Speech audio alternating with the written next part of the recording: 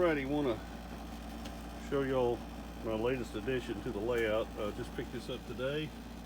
It's a Lion Chief U36B 8733, and of course obviously comes with the Lion Chief remote.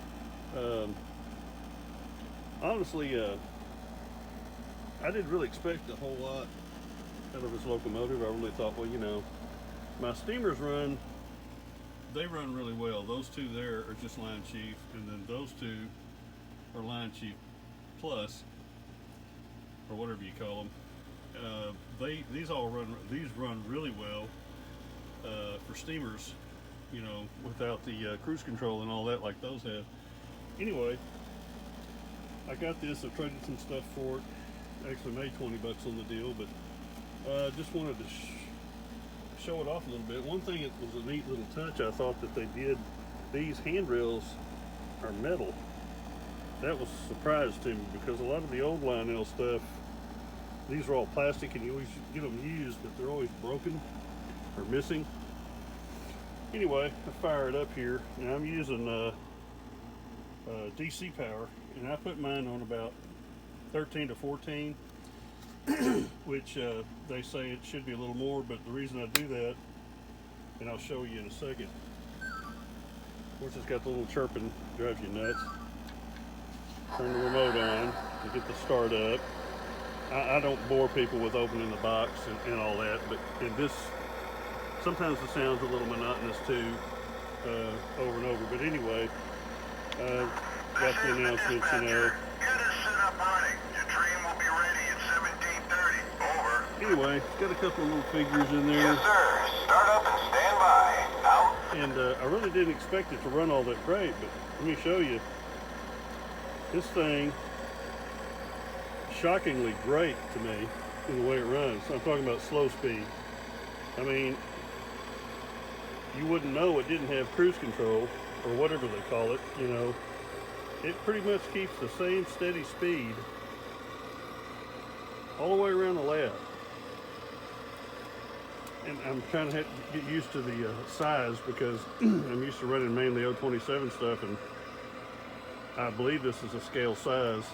It just looks so much bigger than my other stuff. But this thing, of course, it's got the bell, you know. Horn sounds good.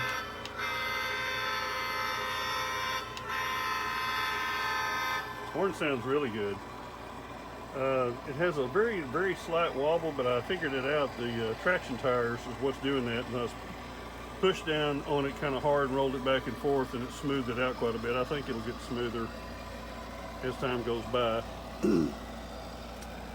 And she runs through the American Flyer and the other switches without a problem.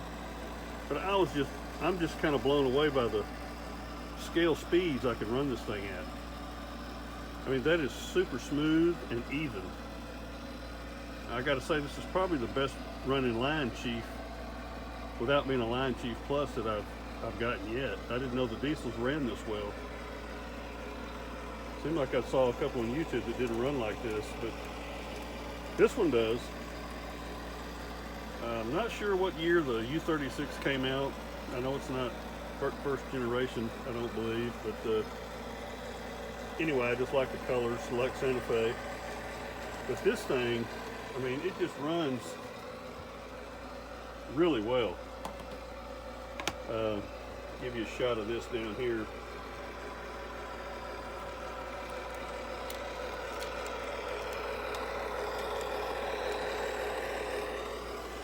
Anyway, I can't say I'm super pleased with this thing. Now, I hope it lasts, you know. I'm a little leery sometimes of buying locomotives that getting over $200, because sometimes it's a little chancy, because I've had to return several Lionel locomotives over the years. I never had to return one MTH locomotive ever. I've only got one right now, and it's that one. But the ones I've had previously all ran excellent. I wish I'd kept them and not ever sold them. But anyway, that's over and done. So I just wanted to say I'm just shocked. I mean, maybe y'all knew this. I don't run a lot of diesels. Matter of fact, this is the second diesel I've got. I've got that other little K-line switcher, and it ran really good. Of course, I only paid like, $75 for it. Of course, it doesn't have any sound. But it's negotiated all the little tight turns. I've got 31s on the inside and 36s on the outside. The little sucker runs good. Put it reverse here. And one thing I haven't done, and I guess I'll go ahead and do, have not checked the coupler operation, or however it pulls. So, you bear with me a second here. I'll have her pick up a couple of few cars here. Don't throw that switch very often. And don't throw that one very often. So we'll put a couple of cars on here, and I bet you she can pull quite a bit. Sorry, if I knew how to edit and all that stuff,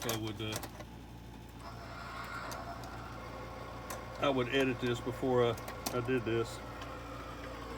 Put it on YouTube, I mean. I'm kind of fiddly fingered getting older. Sucks to get old. Anyway. And nothing like live TV, right? Well, not live, but let's see how she goes through those switches. No, that wasn't too bad. Just gonna have to push it back a little bit. Get it straight. And check this coupler here. Okay, the knuckle popped open good. Okay, she latched on all right. See what she pulls.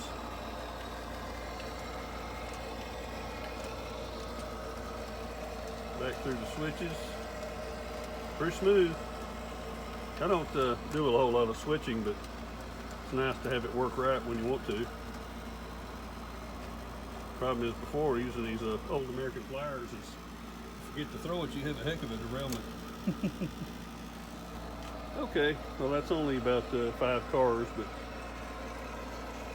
I didn't expect it to have any problems. It's got 4 traction tires on it, and I think that's why it's got a little bit of that wobble, like I said. But you ain't no problem pulling these, so that's probably about as many as I'd pull in here anyway. I might pull 10 or 12 sometimes just for the heck of it. But anyway, I'm really excited about this. This is cool. What's cool is I traded even for it and got $20 back in the process, so I came out pretty good on that deal. It's always nice to get something good and make a good deal on it too.